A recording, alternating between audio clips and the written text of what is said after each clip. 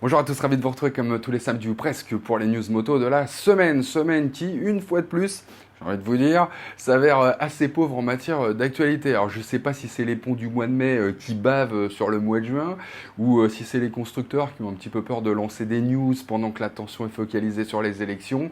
D'abord les européennes, maintenant les législatives anticipées. Soit dit en passant, quel cirque. Alors là c'est Dallas, hein. Non, sans déconner, le dernier John Wick à côté, c'est un épisode des Feux de l'amour, quoi. Alors c'est magnifique, hein. Enfin, si c'était pas aussi grave pour notre avenir, ce serait magnifique. Là, franchement, j'ai l'impression d'assister à la chute de l'Empire romain, quoi. Bon, les amis, je sais bien que ce que je pense à ce sujet, vous vous en fichez complètement, donc on va en revenir à nos moutons. Les news moto, qu'il n'y a pas, ou si peu. Hein, voilà.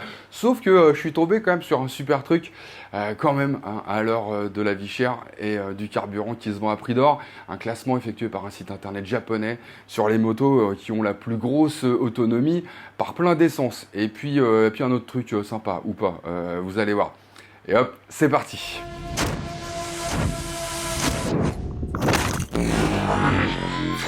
Alors on commence par une bonne nouvelle, et pour les amateurs de Honda et d'électrique notamment. Ah si, vous allez voir, c'est de la bonne. Figurez-vous que dans son résumé du briefing commercial 2024 sur l'orientation des initiatives d'électrification et de la stratégie d'investissement, Honda annonce clairement la couleur, hein. À partir de 2040, il ne vendra plus que des véhicules électriques, histoire d'atteindre donc la neutralité carbone d'ici 2050.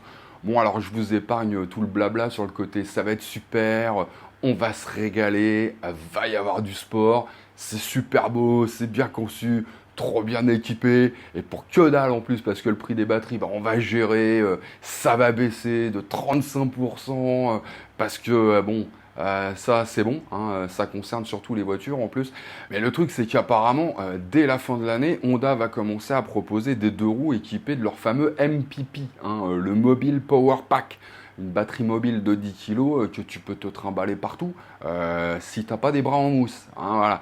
Et alors comme tout va bien dans le meilleur des mondes, bah, Honda imagine en toute décontraction que ta petite batterie là de 10 kg, hein, je le rappelle, bah tu vas la fourrer dans ta camionnette de livraison pour bosser toute la journée, et puis qu'après tu vas l'enquiller dans ton petit scooter, voilà, pour rentrer chez toi, et que là bah tu vas plugger ton MPP dans ta maison pour avoir de la lumière et passer une soirée cool entre potes. Bon, alors le truc, c'est que le fameux MPP, bah t'imagines bien qu'un seul, ça sera pas suffisant, hein, pour faire tout ça, mais qu'il en faudra plein. Voilà. Et puis, il va falloir les recharger au fur et à mesure, parce qu'avec 1,3 kWh, tu vas pas alimenter une bagnole très longtemps, quoi.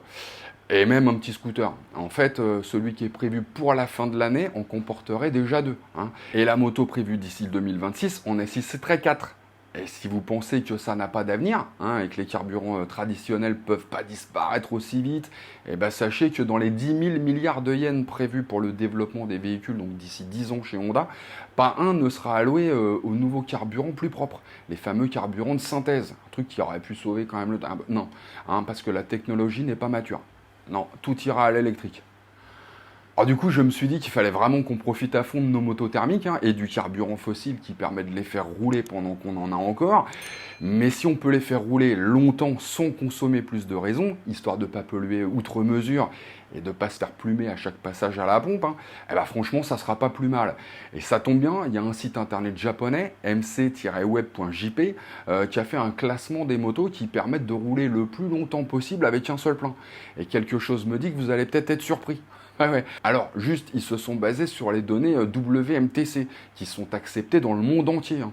Et évidemment, l'autonomie, bah, ça dépend de la consommation, mais aussi de la taille du réservoir. Et c'est là que ça devient marrant, vous allez voir. Donc, en 10e position, on retrouve la R125 de Yamaha, capable de parcourir 543 km avec un plein. En 9e position, bah là, c'est le Vestrom 250 qui tombera en panne au bout de 546 km.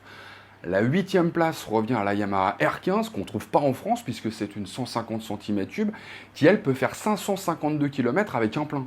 En 7e position, ou plutôt 6e ex aequo, eh ben on trouve les Brixton Sunray et Felstone 225, donc, qui sont capables de parcourir jusqu'à 560 km avec un plein.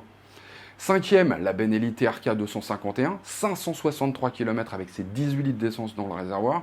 Plus surprenant peut-être, en 4e position, on trouve la KTM RC 125 qui taquine les 566 km d'autonomie.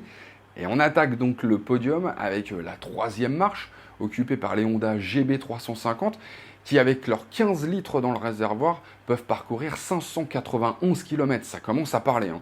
Sur la seconde marche du podium maintenant, l'affreux Suzuki Gixxer, affreux mais endurant puisqu'il permet donc de rouler 600 km avec un plein. Et enfin donc, sur la plus haute marche du podium, on trouve, et c'est là à mon avis ça va vous surprendre, la GS Adventure 1250 qui peut parcourir 630 km avec un plein.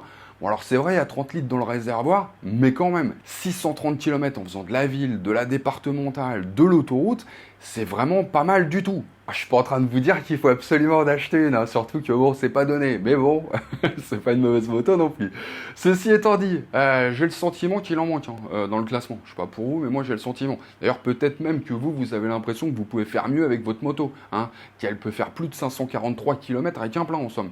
Eh ben n'hésitez pas à le dire hein, en commentaire. Je pense que ça peut intéresser tout le monde. Et sur ce les amis, allô.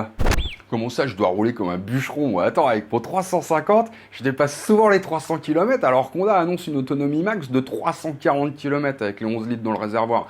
T'as déjà poussé un bestiau, toi, jusqu'à une station-service par 35 degrés? Eh ben moi oui, et j'ai pas du tout envie de recommencer pour savoir si je peux faire 40 bornes de plus, crois-moi bien.